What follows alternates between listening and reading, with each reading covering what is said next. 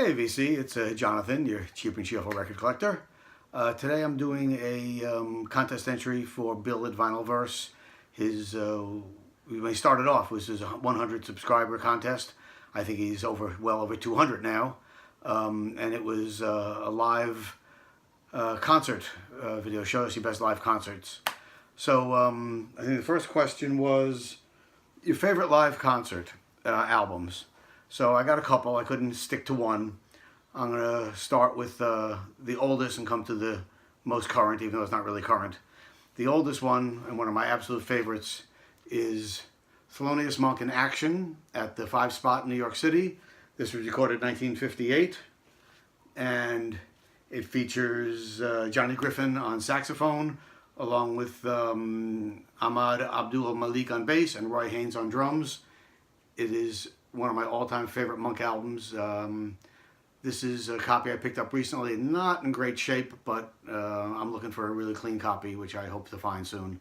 But fantastic album, has all his great stuff, Light Blue, Blue Monk, Evidence, Coming on the Hudson, just fantastic album. And if you like jazz at all, this is one of my all-time favorite albums, live or otherwise. But yeah, Thelonious Monk, live at the 5 Spot, 1958. Next one, another great live album, is Sinatra at the Sands with Count Basie. This is from 1966, 2-record set, nice little gatefold, there's the back, but arranged and conducted by Quincy Jones on Reprise Records. And he does everything from Come Fly With Me, Fly Me to the Moon, You Make Me Feel So Young, Making Whoopee, etc., etc. Fantastic album. He does a lot of talking to the audience, and it's just wonderful. Great, great stuff. So, Sinatra at the Sands with Count Basie, 1966. Then moving ahead, a little rock and roll now. I don't know if I've shown this recently, but this is one of my all-time favorite live albums, is the Concert for Bangladesh, 1971. This was a concert put together by George Harrison. There was a terrible drought and starvation in Bangladesh. This is one of the first concerts they did to raise money for people around the world. And it's actually, I was living in New York City at the time, and just didn't go stand online overnight to get tickets because I was working and I couldn't spend the time doing it. But basically, it has everybody from Eric Clapton, Bob Dylan, Ringo Starr, Klaus Voormann, George Harrison, of course. I'm trying to find the set list here somewhere, but it doesn't seem to show it. Oh, here we are. Yeah, so George Harrison, Ringo Starr, like I said, Leon Russell, Bob Dylan. Great, great concert. 4-record set. That's the booklet that comes with it. Fantastic. Live concert.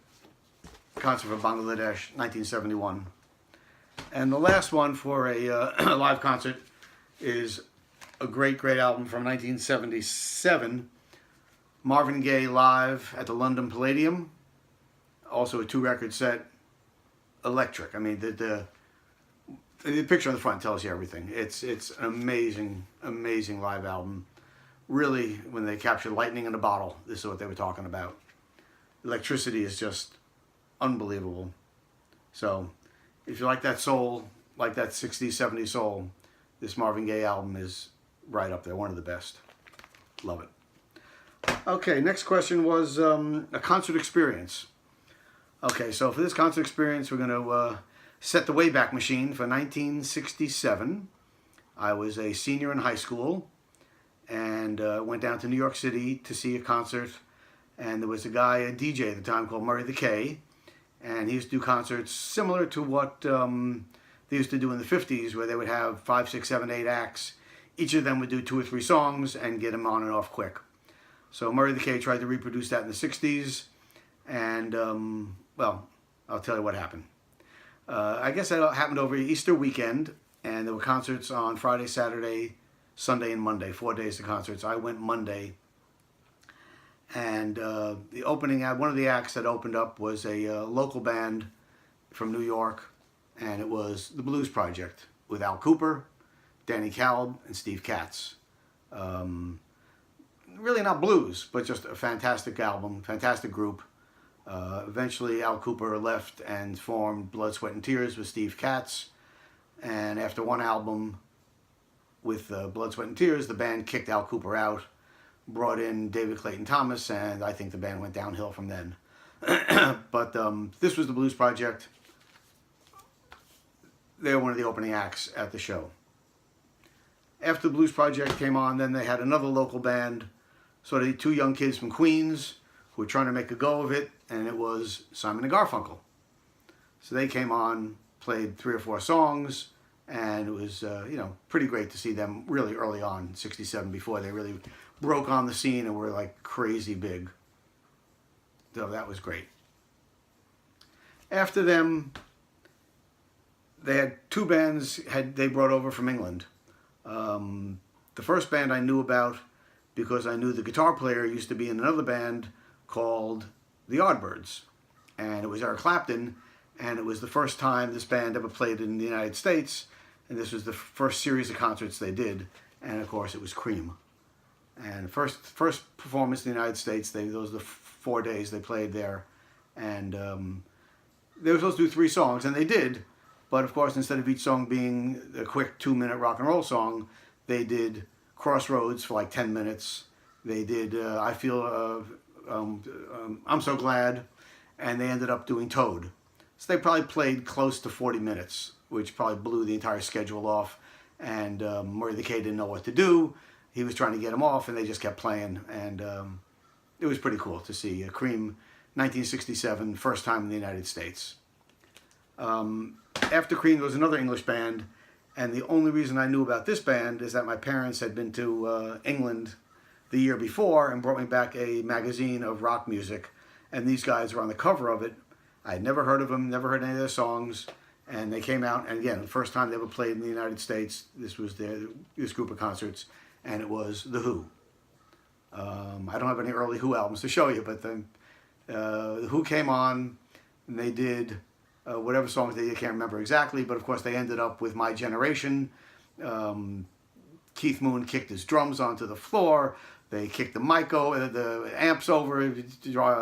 Pete Townsend started smashing his guitar. We were in the audience freaking out. Nobody knew what the hell was going on. There was dry ice and smoke pouring out of things. It was an amazing experience. Everybody was like, what the hell is going on? They were great. It was really amazing show. So that was The Who. After The Who, then this is all the same concert, all the same day. After The Who, then they went a little more soul, and they brought in the great Wilson Pickett. And Wilson Pickett did In the Midnight Hour, Mustang Sally, and ended up with Land of a Thousand Dances, had the audience going crazy. And Wilson Pickett was just a great, great show. Well, unbelievable. And after Wilson Pickett came the headliner. And headliner was a guy who had a string of #1 hits. Right now, at that point, it was like a top 10 hit or whatever. And Mitch Ryder and the Detroit Wheels. They brought out Mitch Ryder. He was supposed to be the headline. And it was really obvious to everybody in the crowd that Mitch Ryder was looking back and the Who and the Cream were looking forward. He was the old days, they were the new days. He was virtually booed off the stage. He was trying so hard to make it work, and it was so old-time music, it didn't work. He jumped in the audience, he was trying to get everybody excited, and it was so forced, and it was so old school that people just wanted the new. And after they saw the Cream and Who, there was no going back to the likes of Mitch Ryder. And that was the headline, sort of ended the concert on a sort of sour note. People started leaving in the middle of his performance. People started booing. It was quite a scene. But that was the concert, Easter weekend, 1967. That was my concert, one of my concert experiences. Last question was an artist you never got to see. Well, I like to say, I'm old enough, I got to see maybe all, but I got to see all the great bands. So I saw a lot of great bands, but the one guy who I didn't see and had the opportunity to, but never made it, and I'm sorry I didn't, was Bob Marley. He's the guy I would have wanted to see more than anybody else. Of course, I would have wanted to see Buddy Holly in his prime, and Little Richard, and all those guys, Jerry Lee Lewis. But I was a little young then. Buddy Holly died in 1959. I was 10 years old, so it was a little early for me. But for people I could actually have seen, the one that got away was Bob Marley. All right, so that's my entry. I guess today's the last day, so I got in just under the gun. Bill, congratulations on your 100. I think you're well over 200 now subscribers. Great channel. Really enjoy your stuff.